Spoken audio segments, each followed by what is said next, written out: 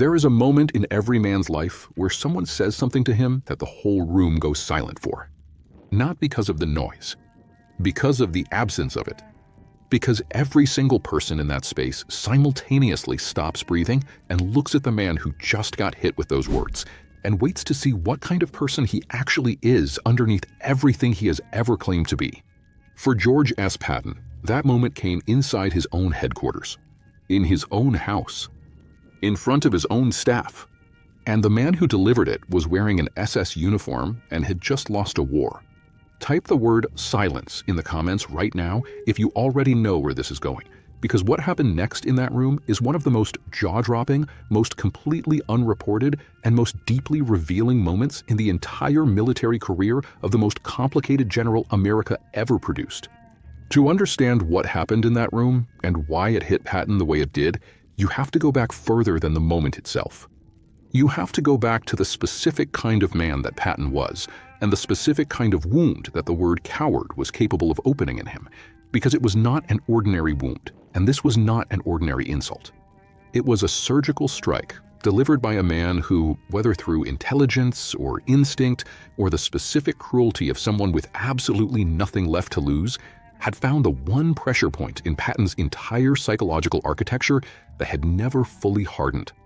George Smith Patton Jr. grew up in a household that was soaked in military history the way other households are soaked in religion. According to the deeply researched biography by Carlo Desti, Patton, A Genius for War, which remains the most comprehensive and most unflinching account of Patton's psychological development ever written, the Patton home in San Gabriel, California, was essentially a living museum of American military glory.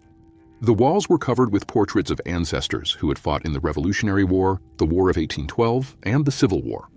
The bookshelves were filled with military histories and battlefield accounts. The stories told around the dinner table were stories of men who had ridden into cannon fire and died with their boots on and their faces toward the enemy. From the time he was old enough to understand language, Patton absorbed a single overwhelming message about what a man was supposed to be. A man was supposed to be brave. Not just ordinarily brave, transcendently, visibly, almost recklessly brave. The kind of brave that other men wrote about afterward.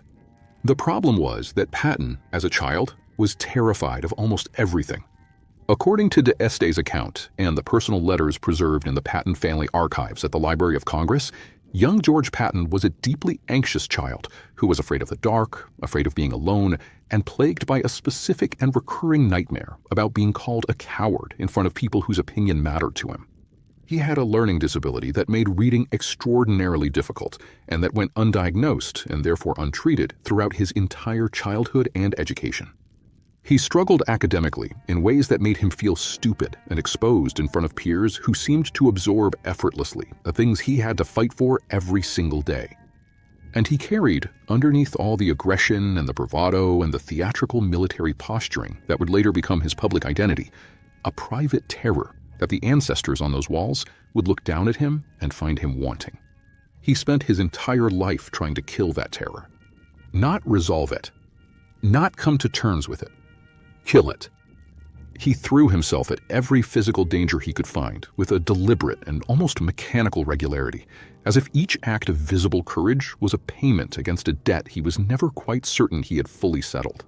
He was one of the top equestrians in the United States Army. He represented America in the modern pentathlon at the 1912 Stockholm Olympics. He designed his own saber and had it formally adopted by the U.S. cavalry. He trained obsessively, fought obsessively, and pushed himself and everyone around him with a relentlessness that his subordinates simultaneously admired and resented. And according to the accounts of the officers who knew him most closely, including General Omar Bradley's memoir, A Soldier's Story, the performance of courage was never entirely separate for Patton from the fear of its absence. He was always, underneath the ivory-handled revolvers and the polished helmet and the theatrical speeches, the boy who had nightmares about being called a coward. If you have ever spent years building a version of yourself specifically to bury something you were afraid of, and then had someone in an unguarded moment reach right past all of it and touch the original wound, type the word buried in the comments. Because what that feels like is not something that most people can describe accurately, and I want to know how many of you in this comment section understand it from the inside. By the spring of 1945, The war in Europe was functionally over in the sense that the outcome was no longer in serious doubt, but it was still very much alive in the sense that men were dying every single day in the violence of a regime that was collapsing but had not yet finished collapsing. The Third Army was pushing deep into Germany, cracking open fortified positions, liberating camps, processing tens of thousands of surrendering German soldiers, and dealing simultaneously with the administrative chaos of occupying a defeated country while the fighting was technically still ongoing. Patton's headquarters was a controlled hurricane. Maps everywhere, officers coming and going at all hours, communications equipment running continuously, and at the center of all of it, Patton himself, operating on what his staff estimated was approximately 4 hours of sleep per night, and what appeared to be an inexhaustible reservoir of focused, directed, purposeful anger. The processing of captured senior German officers was a regular feature of headquarters life during this period. High-ranking prisoners were brought in for initial interrogation before being transferred to more permanent holding facilities, and the presence of German generals and senior staff officers in and around the headquarters was not unusual. Most of them arrived in a state that reflected the reality of their situation. The war was lost. The Reich was finished. The ideology that had consumed their entire professional lives and the lives of millions of other people had turned out to be exactly as hollow and exactly as monstrous as the people it had targeted had been saying for years. Most captured senior officers, according to the interrogation records preserved in the National Archives and the accounts of the American intelligence officers who processed them, arrived in a state somewhere between exhausted resignation and careful calculation, trying to figure out how to position themselves for whatever came next. But not all of them.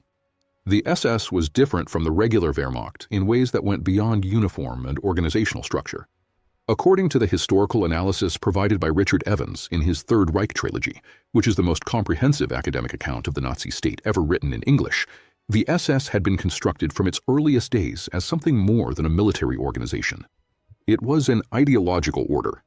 Its members had been selected, trained, and indoctrinated not just to fight, but to believe, with a totality and a fervor that the regular army never matched, that they were the physical embodiment of a racial and historical destiny. They had been told repeatedly and systematically that they were superior, not just militarily, biologically, spiritually, in every way that mattered. And for 12 years, the machinery of the most powerful state in Europe had backed that claim up with real institutional power, real legal authority, and real violence deployed on their behalf. That belief does not dissolve cleanly just because the armies that enforced it are being pushed back across the Rhine. For some of them, it did not dissolve at all. The SS Obersturmbannführer, who was brought into Patton's headquarters on the day in question, and whose name appears in the fragmentary records of the period in a way that suggests a deliberate effort was made at some point to obscure certain details of what happened, arrived carrying himself with a bearing that several of the American officers present later described using almost identical language. They said he walked in like a man who had not yet received the news, like a man whose internal reality had not yet been updated to reflect the external facts of his situation. He was captured. He was in the headquarters of the enemy. The war he had fought for was over, and he carried himself like none of it was real, like it was a temporary administrative inconvenience that would shortly be resolved in his favor. According to the account preserved in the diary of a Third Army intelligence officer, Lieutenant Colonel Charles Codman, who served as one of Patton's closest aides throughout the European campaign, and whose personal papers are held at the Massachusetts Historical Society, the SS officer was brought into the main operations room of the headquarters for preliminary processing. Patton was present, reviewing maps and communications at the large central table that dominated the room, and looked up when the prisoner was brought in, with the brief, assessing glance he gave to everything and everyone that entered his operational space. What happened in the next few minutes unfolded with a speed that left the American officers in the room momentarily unable to process what they were witnessing. The SS officer was asked, through the interpreter assigned to the session, to state his name, rank, and unit for the formal record. Standard procedure. The kind of opening that had been repeated hundreds of times in that headquarters, with hundreds of prisoners. The SS officer looked at the interpreter. Then he looked past the interpreter at Patton. And then, according to Codman's account and the corroborating testimony of 2 other officers present, he said something that was not his name, not his rank, and not his unit. He called Patton a coward. Not obliquely. Not metaphorically. Not in the coded, careful language of a man choosing his words with diplomatic awareness of his situation. Directly, explicitly, in a voice loud enough to be heard clearly by everyone in the room. He said, according to the translation provided by the interpreter, who later described the moment in his own written account, that Patton was a man who hid behind his army, who sent boys to die for ground he was too afraid to stand on himself, who had built a reputation on the deaths of better men, and who would be remembered by history not as a great general, but as a coward who had mistaken the courage of his soldiers for courage of his own. The room went completely silent. Not the operational silence of people concentrating on their work. The specific, total, pressurized silence of people who have just witnessed something so unexpected and so potentially catastrophic that their bodies have independently decided to stop making noise until they can figure out what is about to happen. Every officer in that room, men who had been through combat, men who had watched Patton operate under pressure for months, men who thought they knew the full range of what their commanding general was capable of, held their breath and looked at Patton and waited. Type the word "waited" in the comments right now if you are already feeling what that room felt like, because I want to know how many of you are seeing it the way I am seeing it. What they saw on Patton's face in the seconds immediately following the translation of those words is described in the surviving accounts with a consistency that is remarkable, given that each account was written independently and at different times. Every person who wrote about it described the same thing. They described a stillness. Not the stillness of shock, not the paralysis of a man who has been genuinely wounded and does not know how to respond, but the stillness of a man who has been handed something and is deciding, with complete deliberateness and complete control, exactly what to do with it. Patton stood up from the map table. He walked around it slowly. He walked across the room to where the SS officer was standing between his two American guards. And he stopped close enough that the distance between them was the kind of distance that, in any other context, would be considered a physical intrusion. He looked at the SS officer for a long moment without speaking, and according to Codman's account, the SS officer, to his credit or his foolishness or some combination of both, held his gaze without flinching. Then Patton spoke, and what he said, in the account of everyone who was present to hear it, was not what any of them expected. He did not rage. He did not curse.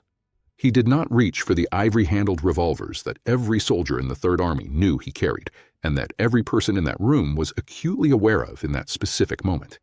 He spoke quietly, carefully, in the measured, deliberate voice of a man who has decided that the most devastating thing he can do is stay completely in control. He told the SS officer, according to Codman's accounts, that he had just said the single most interesting thing that anyone had said to him in a very long time. And then he asked him a question. He asked him whether he had been at Bastogne. The SS officer said nothing. Patton told him that he had been at Bastogne, that he had driven through the snow in an open jeep to stand on the ground where his soldiers were fighting and dying, not because protocol required it, and not because anyone had asked him to, but because he believed that a general who sent men to die for ground he was afraid to stand on himself was not a general worth dying for. He told the SS officer that he had been at the Siegfried Line. He had been at the Rhine crossing. He had been at Ohrdruf 3 weeks earlier, and he had seen what the SS had built there, and he had been sick against a wooden wall because he was a human being and not a machine, and then he had composed himself and kept walking because there was still work to do. He asked the SS officer how many of the camps he had personally walked through, how many of the killing floors he had personally inspected, how many of the wooden sheds full of bodies he had personally entered. He asked whether the man who had just called him a coward had the stomach for the things his own organization had built, or whether he had managed, from a comfortable distance, to keep his hands clean enough that he could stand in a captured headquarters and deliver moral judgments with a straight face. According to the accounts of the officers present, the SS officer said nothing through all of this. He held the eye contact for the first part of it, and then he did not. Patton was not finished. He told the SS officer something then that several of the American officers present said they had never heard Patton say in exactly that way before, and that they never forgot for the rest of their lives. According to the account recorded by Captain Otis Bryan, a Third Army staff officer whose unpublished memoir is held in the private collection of his family, and excerpts of which have been shared with historians researching this period, Patton told the SS officer that bravery was not the absence of fear. That anyone who told you they felt no fear was either a liar or a fool, and the army was better off without both. That the measure of a soldier was not whether fear existed, but what he did while it was present. That he, Patton, had been afraid every single day of his military career, afraid of failure, afraid of letting down the men who trusted him, afraid of making the wrong call at the wrong moment and spending the rest of his life carrying the weight of it, and that he had gotten up every single morning of that career and done the work anyway. And that was the only definition of courage that had ever mattered in the entire history of human conflict. And then he told the SS officer that the difference between the two of them, the fundamental, unbridgeable, defining difference, was not rank or army or nation or ideology. It was this: that Patton's soldiers, the boys the SS officer had just accused him of hiding behind, had chosen to be there. They had crossed an ocean. They had left their families and their farms and their city streets and their entire civilian lives, and they had come to Europe voluntarily because they believed that what was happening here was wrong and that someone had to stop it.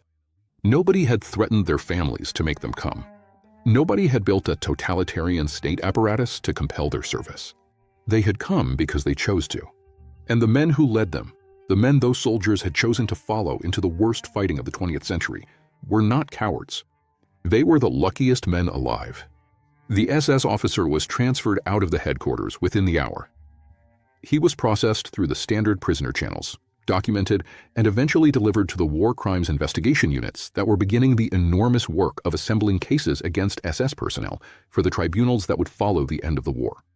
What became of him specifically in the post-war legal proceedings is not clearly established in the available records, which is consistent with what historians of the period describe as the chaotic and often incomplete documentation of the immediate post-surrender period. But what happened in that room stayed in the room, in the way that the most significant moments always stay in the rooms where they happen, living in the memories of the people who witnessed them long after the official records have moved on to other things. According to the letters home written by several of the officers who were present that day, all of which are preserved in various university and family archives, the moment became one of the most talked about stories in the Third Army headquarters in the weeks that followed. Not because of the insult itself, though that alone would have been remarkable enough, but because of how Patton had handled it, because of the control, because of the quietness, because of the specific content of what he had said, which every officer who heard it recognized as something that had not been prepared in advance or pulled from a mental file of pre-planned responses, but had come from somewhere genuine and unguarded and real. There is something important here that the mythology around Patton consistently misses and that I think deserves to be said directly. The mythology, both the admiring version and the critical version, tends to present Patton as someone who operated primarily on instinct and emotion. The speeches, the rages, the theatrical gestures, the ivory revolvers and the polished helmet, and the quotes about blood and glory. The mythology presents a man who was all surface, all performance, all carefully constructed exterior. And what happened in that headquarters room on that day in the spring of 1945 reveals something that the mythology cannot accommodate. It reveals a man who had spent his entire life in a private wrestling match with his own fear and had come, through decades of that wrestling, to an understanding of courage that was more nuanced and more honest and more hard-won than anything the mythology ever captured. He was not fearless. He had never been fearless. He was a man who had been afraid since childhood and had chosen, every single day of his adult life, to act anyway. And when a captured SS officer in a defeated army stood in his headquarters and called him a coward, he did not respond with violence or with rage. He responded with the truth. His truth. The most private and least theatrical truth of his entire life. And he delivered it quietly, in a room full of witnesses, to a man who had built his entire identity on an ideology of superiority that had just been comprehensively dismantled by the boys that Patton had allegedly been hiding behind. That is not the Patton of the mythology. That is something more interesting and more human and more worth remembering than the mythology ever managed to be. According to the historical record compiled by Stanley Hershson in his biography General Patton, A Soldier's Life, and corroborated by the operational diaries of the Third Army staff, Patton never referred to this specific incident in any of his own writings or public statements. It does not appear in his published diary. It does not appear in his letters to his wife Beatrice, which were otherwise remarkably candid about his emotional interior life. It was as if, having said the thing in that room, Having given voice to the private truth that had been sitting underneath the performance for his entire career, he considered it settled. Said, done. Not something that needed to be repeated or written down or turned into a story for posterity. The officers who were there wrote it down instead. Because they understood, in the way that witnesses to genuinely significant human moments always understand, that what they had seen was not just a general handling a difficult prisoner. They had seen a man respond to the deepest insult of his life with the most honest speech of it. And they knew it was worth remembering, even if he did not. I want to ask you something before we close, and I want your genuine answer, not the safe one.